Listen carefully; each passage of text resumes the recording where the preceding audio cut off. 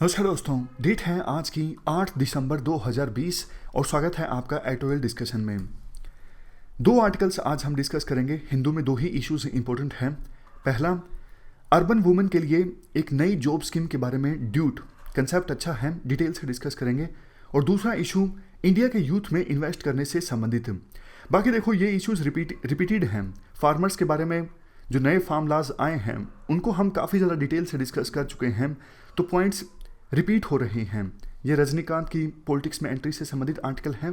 और यहाँ पे आर्टिकल है कि विभिन्न कंपनीज के बीच कोविड-19 के लिए वैक्सीन हासिल करने के लिए रेस चल रही है कि कौन सी कंपनी पहले कोविड-19 की वैक्सीन को मार्केट में लेके आएगी। कई सारी कंपनीज ने इंडिया में अप्लाई भी किया है, बट राइटर कंसर्न जता रही हैं कि आप हड़बड़ी में ऐसा ना हो कि बिना ट्रायल पूरा किए या फिर जल्दबाजी में ट्रायल पूरा किए आप वैक्सीन के लिए अप्लाई कर दो और बाद में पता लगे कि इस वैक्सीन के तो काफ़ी ज़्यादा साइड इफ़ेक्ट्स हैं। तो लोगों की जो सेफ्टी है वो सबसे ज़्यादा इंपॉर्टेंट है। अदरवाइज वैक्सीन के ऊपर से लोगों का जो विश्वास है वो उठ जाएगा। लोगों को लगेगा वैक्सीन लेने से फ़ायदे के बजाय नुकसान ज़्यादा हो जाएगा। चलिए डिस्कशन स्टार्ट करते हैं। First important article urban women के लिए एक जॉब स्कीम से संबंधित है। आप जनरल स्टडी पेपर 3 के इस टॉपिक से आर्टिकल को कनेक्ट कर सकते हो। जीन ड्रीज जो कि अक्सर फूड डिस्ट्रीब्यूशन और आधार से संबंधित इश्यूज के बारे में लिखते रहते हैं, इन्हीं के द्वारा ये आर्टिकल लिखा गया है। ये सारे एस्पेक्ट्स हम कवर करेंगे इस आर्टिकल के डिस्कशन में। सबसे पहले बात करते हैं कंटेक्स्ट की। देखो, आमतौर पर एक्सपर्ट्स के द्वारा ये माना जाता है जो रूरल पुअर हैं, यानी ग्रामीण इलाकों में जो गरीब लोग रहते हैं वो ज़्यादा इनसिक्योर होते हैं as comparison to urban poor. ऐसा क्यों? ऐसा देखो इसलिए कि शहरों में जो गरीब लोग रहते हैं उनके पास ज़्यादा अपॉर्चुनिटीज़ होती हैं काम करने की। जैसे देखो, अर्बन एरियाज़ में स्ट्रीट्स में स्नैक्स बेचे जा सकते हैं, रिक्शा खींचा जा सकता है। बहुत मुश्किल होता है रिक्शा खींचना, लेकिन बात है अपॉर्चुनिटी के अवेलेबल होने की। देखो, रूरल पुअर के लिए तो इवन रिक्शा खींचने की अपॉर्चुनिटी भी अवेलेबल नहीं होती।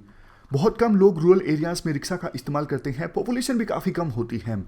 तो एसेंस यही है जो पॉइंट राइटर बोलना चाहते हैं कि अर्बन पुअर आम तौर पे थोड़ा लेस इनसिक्योर होते हैं as comparison to rural poor, क्योंकि अर्बन एरियाज़ में काम करने की अपॉर्चुनिटीज़ ज़्यादा होती हैं। बट कोविड-19 की वजह से अर्बन पुअर भी बहुत बुरी तरह से प्रभावित हुए हैं, इंडिविजुअल लेवल पे भी और कलेक्टिव लेवल पे भी। इंडिविजुअल लेवल पे अर्बन पुअर के द्वारा काफ़ी चैलेंजेस का सामना करना पड़ रहा है, जैसे इलनेस, अंडर एम्प्लॉयमेंट। और कलेक्टिव लेवल पे lockdowns, floods, cyclones, financial crisis, इन सब चीज़ों का सामना करना पड़ रहा है अर्बन पुअर को। देखो, सबसे आसान सॉल्यूशन तो यही है अर्बन पुअर की प्रॉब्लम्स को एड्रेस करने के लिए कि जैसे रूरल एरियाज़ के लोगों के लिए एक स्कीम है मनरेगा, उसी प्रकार से आप कोई एम्प्लॉयमेंट गारंटी स्कीम चला दो। एक और जो सॉल्यूशन राइटर के द्वारा दिया जाता है, अर्बन स्लम एरियाज में पब्लिक डिस्ट्रीब्यूशन सिस्टम को आप यूनिवर्सलाइज कर दो, यानी जितने भी लोग रहते हैं अर्बन स्लम्स में वो सभी पब्लिक डिस्ट्रीब्यूशन सिस्टम से फूड ग्रेन प्राप्त कर सकते हैं, ऐसा प्रोविजन आप कर दो। बट देखो, सिर्फ फूड ग्रेन से तो काम नहीं चलेगा ना, इसलिए मनरेगा की तरह कोई एम्प्लॉयमेंट गारंटी स्कीम भी अर्बन पुअर के लिए होनी चाहिए। बट देखो, फिलहाल की पॉलिटिकल सिचुएशन को देखते हुए ऐसा लगता नहीं है कि इस प्रकार की स्कीम सरकार कोई लॉन्च करने वाली है। हालांकि लॉकडाउन लगने के बाद national urban employment guarantee scheme की बात तो काफ़ी हुई, लेकिन ऐसी कोई स्कीम इंप्लीमेंट होगी ऐसा होता दिखाई नहीं दे रहा है। तो राइटर अपनी तरफ से एक स्कीम प्रपोज करते हैं। राइटर की स्कीम का नाम है ड्यूट। ड्यूट मतलब decentralized urban employment and training. नाम ध्यान से देख लीजिए, ड्यूट मतलब decentralized urban employment and training. इस स्कीम में क्या है, मैं आपको बिल्कुल छोटे से एग्जांपल की सहायता से बताता हूं। देखो, इस स्कीम में क्या होगा, सरकार कोई भी हो सकती है, स्टेट गवर्नमेंट, यूनियन गवर्नमेंट या फिर अर्बन लोकल बॉडीज। ये क्या करेंगे, ये जॉब वाउचर्स देंगे या फिर जॉब स्टैंप्स देंगे। किनको? पब्लिक इंस्टीट्यूशंस को, जैसे स्कूल हैं, कॉलेज हैं, और कोई पब्लिक इंस्टीट्यूशन हैं जैसे jail, office, department, railway station, transport corporations, public sector enterprises, neighbour association, urban local bodies, इन सब को जॉब स्टैंप्स दी जाएंगी यूनियन गवर्नमेंट के द्वारा या फिर स्टेट गवर्नमेंट के द्वारा। और जॉब स्टैंप्स में होगा क्या? जॉब स्टैंप्स में ये होगा कि आप इनकी सहायता से लोकल लेवल पे वर्कर्स को हायर कर सकते हो। सिंपल सा देखिए, आपने कई बार देखा होगा कि कुछ कंपनीज अपनी एम्प्लॉयज़ को फूड कूपन्स देती हैं। फूड कूपन्स मतलब आप ये कूपन ले जाइए और नीचे कैंटीन में आप ये फूड कूपन दोगे, इसके बदले में आपको खाना मिल जाएगा। उसी प्रकार से मान लीजिए यूनियन गवर्नमेंट ने एक जॉब स्टैंप दी किसी स्कूल प्रशासन को, तो स्कूल प्रशासन उस जॉब स्टैंप की सहायता से किसी वर्कर को हायर कर सकता है 8 घंटे के लिए या फिर 4 घंटे के लिए। और जब वो वर्कर काम कर लेगा तो वर्कर अपनी डिटेल्स प्रोवाइड करेगा कि ये मेरे अकाउंट है, डायरेक्टली यूनियन गवर्नमेंट उस वर्कर के खाते में पैसा डाल देगी।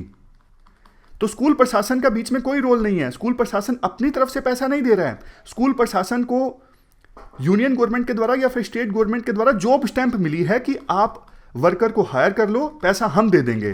तो स्कूल प्रशासन वर्कर को हायर करेगा, काम करवाएगा और पैसा मिल जाएगा उस वर्कर को सीधा सीधा यूनियन गवर्नमेंट से। इस प्रकार से ये पूरा जो कंसेप्ट है वो काम करेगा। कंसेप्ट आपको पूरा समझ में आ गया ना? बिल्कुल सिंपल है। यूनियन गवर्नमेंट की तरफ से या फिर स्टेट गवर्नमेंट की तरफ से जो पब्लिक इंस्टीट्यूशंस हैं जैसे यूनिवर्सिटीज, हॉस्टल, स्कूल, हॉस्पिटल्स, इनको जॉब स्टैंप दे दी जाएगी। जॉब स्टैंप मतलब फॉर एग्जांपल एक जॉब स्टैंप है 10 घंटे की, तो आप स्कूल को मिला है ये 10 घंटे का जॉब स्टैंप, तो वो स्कूल प्रशासन 10 घंटे के लिए लेबर हायर कर सकता है। और जब स्कूल प्रशासन के द्वारा ऑथराइज कर दिया जाएगा कि हाँ हमने हायर कर लिया है, काम करवा लिया है, तो डायरेक्टली उस वर्कर के खाते में पैसे यूनियन गवर्नमेंट के द्वारा या फिर स्टेट गवर्नमेंट के द्वारा डाल दिए जाएंगे। फायदे देखो इस ड्यूट स्कीम के काफ़ी सारे हैं। सबसे बड़ा फायदा तो देखो ये है, ये जो पब्लिक इंस्टीट्यूशंस होते हैं ना, जैसे स्कूल, यूनिवर्सिटीज़, हॉस्टल्स, इनको बहुत सारे काम करवाने होते हैं लेकिन इनके पास पैसा नहीं होता। तो मेंटेनेंस संबंधित जो काम है, जैसे स्कूल की दीवार को वाइट वॉश करवाना है, टॉयलेट ठीक करवाना है, ये काम इनके अटके रहते हैं क्योंकि इनके पास पैसा नहीं होता, बजट एलोकेटेड नहीं होता। लेकिन स्कूल प्रशासन को ऊपर से जॉब स्टैंप्स मिलेंगी, तो उन जॉब स्टैंप्स के बेस पे वो वर्कर हायर कर सकते हैं और मेंटेनेंस संबंधित काम करवा सकते हैं। और दूसरा देखो, लोकल लेवल पे जॉब अपॉर्चुनिटीज़ भी तो अवेलेबल होगी ना। लोकल लेवल पे वर्कर्स को काम मिलेगा और सीधा सीधा उनको पैसा नहीं मिल रहा है, तो उनकी जो डिग्निटी है वो भी वायलेट नहीं होगी। मतलब मेहनत का वो खाएंगे तो इससे उनकी जो डिग्निटी है वो हर्ट नहीं होगी एज कंपेरिजन टू वो सिचुएशन जिसमें सरकार फ्री में पैसा दे देती है। जैसे हम कई बार बात करते हैं यूनिवर्सल बेसिक इनकम स्कीम की। और देखो वर्क भी रेगुलेटेड रहेगा। वर्क रेगुलेटेड कैसे रहेगा? क्योंकि स्कूल प्रशासन को एक निश्चित आवर्स का जॉब स्टैंप मिला है ना, 10 घंटे का या फिर 20 घंटे का या फिर 30 घंटे का, तो उतना ही काम वर्कर्स से करवाया जा सकता है।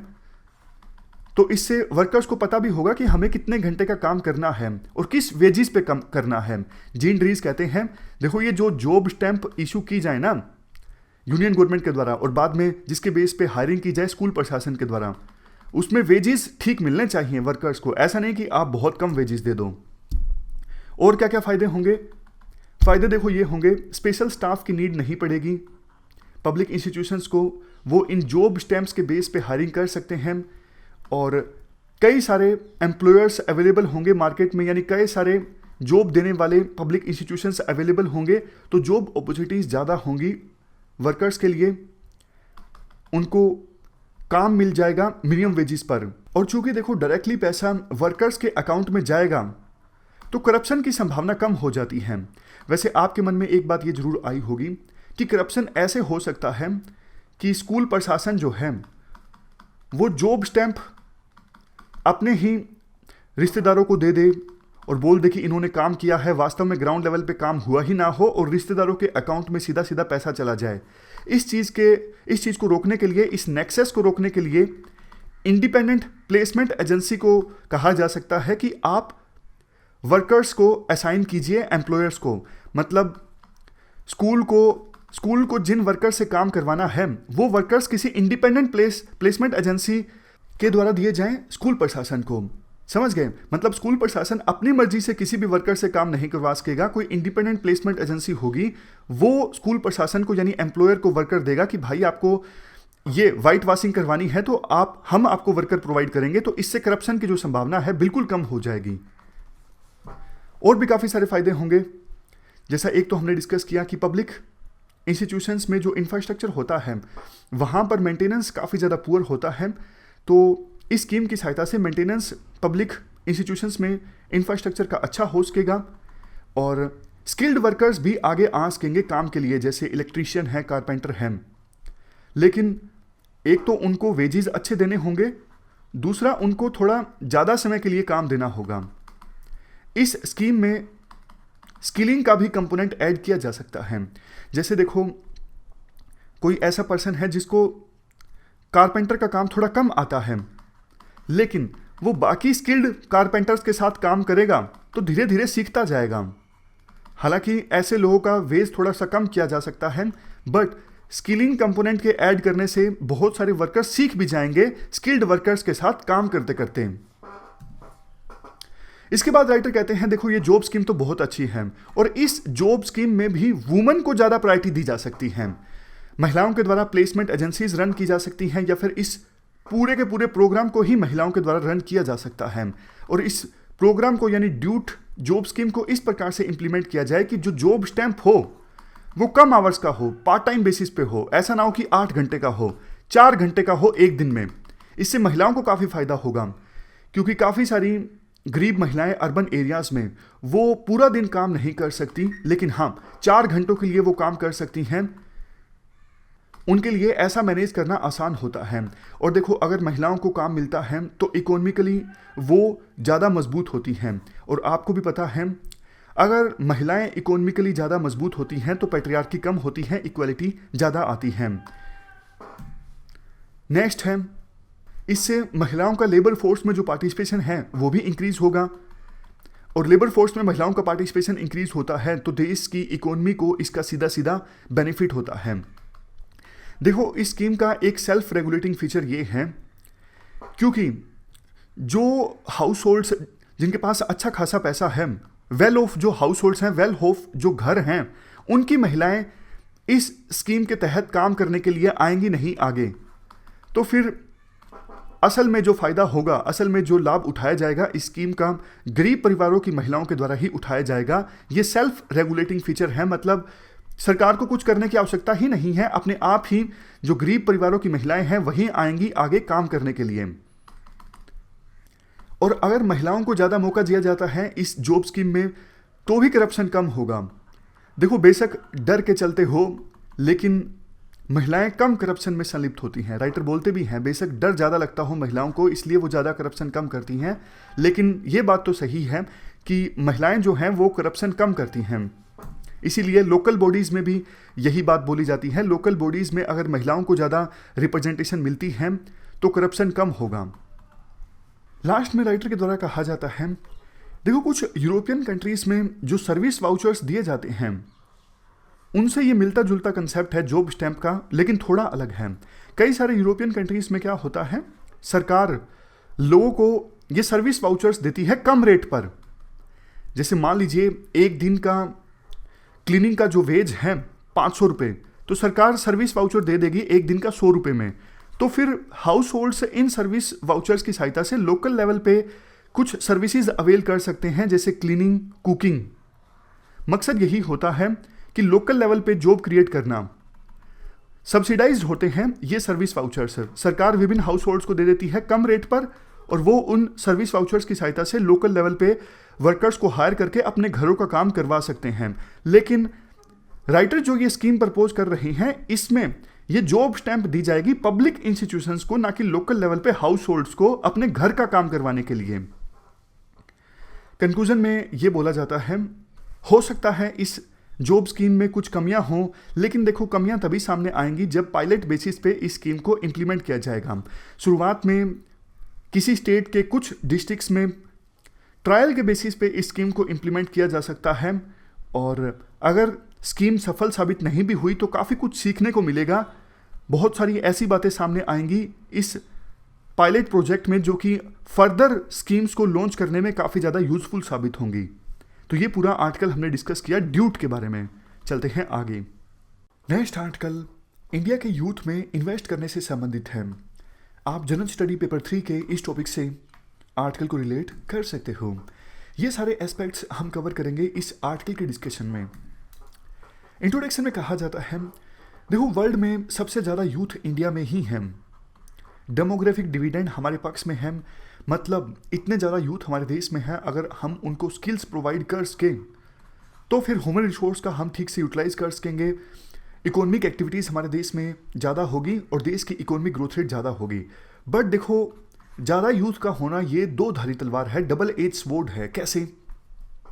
अगर देखो इतनी बड़ी संख्या में यूथ को हम अगर स्किल्स प्रोवाइड नहीं कर सके, जॉब्स उनको नहीं प्रोवाइड कर सके, तो यही यूथ खाली रहेंगे और खाली दिमाग शैतान का घर होता है, सोसाइटी में क्राइम बढ़ेगा। और अगर इंडिया की सोसाइटी में इंस्टेबिलिटी आती है, क्राइम ज़्यादा होता है, तो इन्वेस्टमेंट कम आएगी, मतलब देश की इकोनॉमी पर फर्क पड़ेगा। तो इसीलिए कहा जाता है डेमोग्राफिक डिविडेंड ये दो धारी तलवार है, इसको ठीक से यूटिलाइज करना आना चाहिए। और ठीक से यूटिलाइज कैसे किया जा सकता है? एजुकेशन प्रोवाइड करके, यानी स्किल्स प्रोवाइड करके। और देखो डेमोग्राफिक डिविडेंड को यूटिलाइज करने के लिए राइटर दो चीज़ों पे फोकस करते हैं। एक तो on job training. On job training मतलब अप्रेंटिसशिप। इसमें क्या होता है, जैसे देखो आप कॉलेज से पास आउट हुए तो कोई कंपनी आपको हायर कर लेगी, आपको थोड़े बहुत पैसे भी दिए जाएंगे, इसके साथ साथ आपसे काम भी करवाया जाएगा। हालांकि आप फुल स्केल एम्प्लॉय के तौर पे काम नहीं करोगे, लेकिन ऑन जॉब आप ट्रेनिंग हासिल कर रहे होंगे, इसके साथ साथ थोड़ा पैसा आपको मिलेगा। कुछ हालांकि कंपनीज ऐसी होती हैं जो पैसा नहीं देती, सिर्फ ऑन जॉब ट्रेनिंग प्रोवाइड करती हैं और थोड़ा बहुत काम आपसे लेती हैं। एक तो ये चीज़ है। दूसरा वोकेशनल कोर्सेज। वोकेशनल कोर्सेज में देखो डायरेक्टली ऐसी स्किल सिखाई जाती हैं जिसकी आवश्यकता है इंडस्ट्रीज़ को। आमतौर पे देखो इंडस्ट्रीज़ की शिकायत ये होती है, कॉलेजेस में बच्चे पढ़ के आते हैं, डिग्री हासिल करके आते हैं, लेकिन उनको प्रैक्टिकल स्किल नहीं उनके पास होती, उनको बहुत ज़्यादा सिखाना पड़ता है, हमारे काफ़ी रिसोर्सेज वेस्ट हो जाते हैं। लेकिन वोकेशनल कोर्सेज में क्या होता है, प्रैक्टिकल ट्रेनिंग पे फोकस किया जाता है ताकि उसको हासिल करके जो ट्रेनीज हैं, स्टूडेंट्स हैं, वो डायरेक्टली जाके इंडस्ट्रीज़ में अपनी जॉब कर सकें। तो इन दो चीज़ों पे फोकस करना ज़रूरी है अगर हम डेमोग्राफिक डिविडेंड को अच्छे से यूटिलाइज करना चाहते हैं। देखो वोकेशनल कोर्सेज की इंपॉर्टेंस काफ़ी ज़्यादा होती है। जैसा हमने डिस्कस किया, इंडस्ट्रीज़ की शिकायत ख़त्म हो जाती है कि यूथ तो बहुत हैं देश में, लेकिन वो एम्प्लॉयबल नहीं है, एम्प्लॉयमेंट देने लायक नहीं है क्योंकि उनके पास स्किल नहीं है।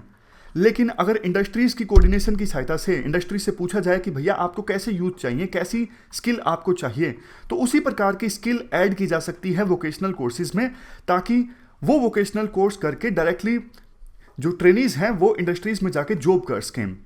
इन वोकेशनल कोर्सेज की सहायता से स्कूल में ड्रॉप आउट भी कम होगा। अभी देखो बहुत बार ऐसा होता है, जो गरीब पेरेंट्स होते हैं वो अपने बच्चों को स्कूल से हटवा लेते हैं, उन्हें लगता है कि भविष्य सुरक्षित नहीं है, एजुकेशन प्राप्त करने से कुछ नहीं होगा।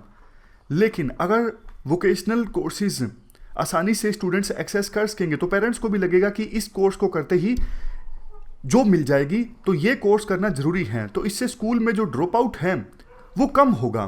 पेरेंट्स अपने बच्चों को स्कूल से हटवाएंगे नहीं क्योंकि उन्हें पता है स्किल हासिल करने के बाद जॉब जो है वो मिल जाएगी। जैसे एक एग्जांपल दिया जाता है एग्री उड़ान प्रोग्राम। एग्री उड़ान प्रोग्राम जो कि एग्रीकल्चर में इनोवेशन एंड एंटरप्रेन्योरशिप को प्रमोट करता है, ये सही स्टेप है राइट डायरेक्शन में। इस प्रकार के और भी स्टेप्स सरकार को, इसके अलावा देखो आने वाले समय में मशीनों की सहायता से यानी आर्टिफिशियल इंटेलिजेंस की सहायता से काम ज़्यादा होगा, इसलिए ऑलरेडी भी जो वर्कर्स हैं उनको लगातार नई जॉब्स के हिसाब से ट्रेनिंग प्रोवाइड करना जरूरी है। 21वीं शताब्दी की सिचुएशन के हिसाब से ऐसा ना हो कि आने वाले समय में उनके पास स्किल ही ना हो जॉब हासिल करने के लिए। तो ऐसी सिचुएशन में वोकेशनल कोर्सेज की जो अहमियत है, यानी technical and vocational education and training की जो नीड है, रिक्वायरमेंट है, वो और भी ज़्यादा बढ़ जाती है। इवन अगर हमारे देश में देखो स्किल्ड यूथ ज़्यादा होंगे तो फिर इन्वेस्टमेंट भी ज़्यादा आएगी।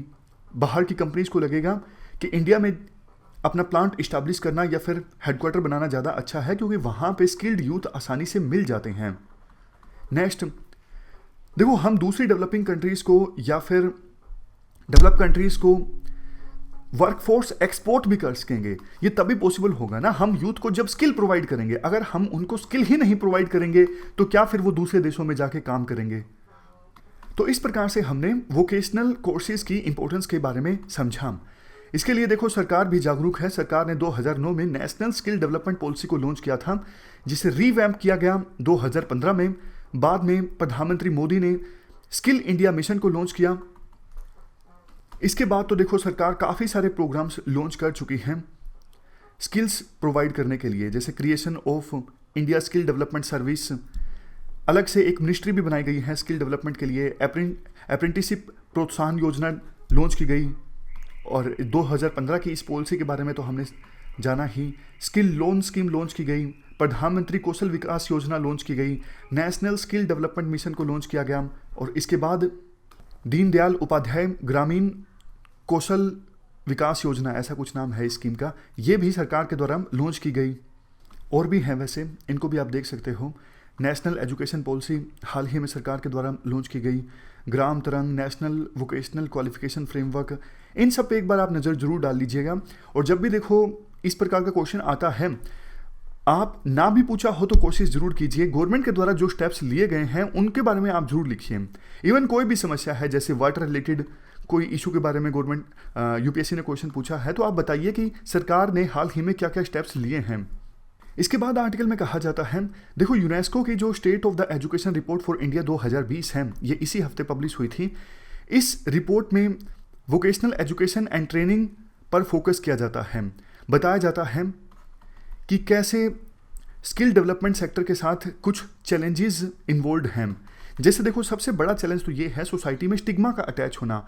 आज भी आपको भी पता है आईटीआई में कोर्स करना, इसे इतना ज़्यादा अच्छा नहीं माना जाता कि अच्छा तुम आईटीआई में कोर्स कर रहे हो। एक स्टिग्मा अटैच है कि जॉब जो मिलेगी आईटीआई में कोर्स करके वो ज़्यादा अच्छी नहीं होगी। बट देखो ये मिथ है। इंफॉर्मेशन कैंपेन्स की सहायता से हमें इस मिथ को तोड़ने की आवश्यकता है, इस स्टिग्मा को तोड़ने की आवश्यकता है। देखो बहुत बार ऐसा देखा जाता है, यूनिवर्सिटी से जो स्टूडेंट्स ग्रेजुएट होते हैं उनके बराबर की सैलरी मिलती है, और कुछ जॉब्स में तो देखो वोकेशनल कोर्सेज करने वालों की सैलरी बल्कि यूनिवर्सिटी ग्रेजुएट से ज़्यादा होती है स्टार्टिंग में। तो इस मिथ को तोड़ने की आवश्यकता है जागरूकता पैदा करके। इसके साथ साथ जो एम्प्लॉयर्स हैं उनको भी एनकरेज किया जा सकता है कि वो ज़्यादा से ज़्यादा स्टूडेंट्स को अप्रेंटिसशिप का मौका दें। हालांकि सरकार की इस क्षेत्र में स्कीम्स हैं भी, लेकिन उन स्कीम्स को स्ट्रीमलाइन किया जा सकता है, बेहतर ढंग से इंप्लीमेंट किया जा सकता है, और इंसेंटिव को भी इंक्रीज किया जा सकता है एम्प्लॉयर्स के लिए, ताकि वो ज़्यादा से ज़्यादा यूथ को अप्रेंटिसशिप का मौका दे, यानी on job training they. Last में कहा जाता है, अभी हाल ही में जो नेशनल एजुकेशन पॉलिसी लॉन्च की गई है, इसमें भी बहुत इंपॉर्टेंट बात बोली गई है कि 2025 से पहले 50% लर्नर को वोकेशनल एजुकेशन देना।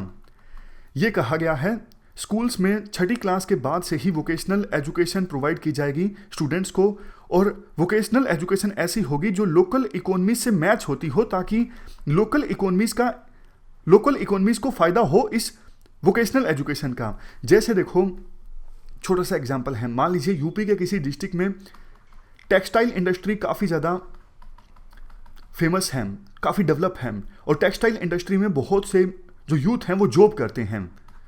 तो ये किया जा सकता है उस डिस्ट्रिक्ट में स्कूल्स में 6ठी क्लास के बाद से ही टेक्सटाइल इंडस्ट्री से संबंधित वोकेशनल ट्रेनिंग दी जाए, ताकि लोकल यूथ जो हैं वो इतना सक्षम हों कि उस वोकेशनल ट्रेनिंग को हासिल करके टेक्सटाइल इंडस्ट्री में जॉब कर सकें, जो कि उसी डिस्ट्रिक्ट में है। इससे किसको फ़ायदा होगा? लोकल इकोनॉमी को फ़ायदा होगा। बाद में ये कहा जाता है, देखो ऑलरेडी काफ़ी बड़ा स्किल डेवलपमेंट सिस्टम इंडिया में है, सरकार कोशिश कर रही है, लेकिन स्कीम्स इतनी ज़्यादा है कि विभिन्न मिनिस्ट्रीज़ के बीच कोऑपरेशन काफ़ी ज़्यादा ज़रूरी है, ताकि अच्छे से वोकेशनल ट्रेनिंग के लिए जो मैकेनिज्म है उसका इम्प्लीमेंटेशन हो सके, और इस काम में यूनेस्को भी सरकार के एफर्ट्स को सपोर्ट करने के लिए तैयार है। पूरा आर्टिकल हमने डिस्कस किया वोकेशनल कोर्सेज से संबंधित। हमारी आज की इस डिस्कशन में इतना ही है। आज 2 इश्यूज हमने डिस्कस किए। Thank you very much for discussion.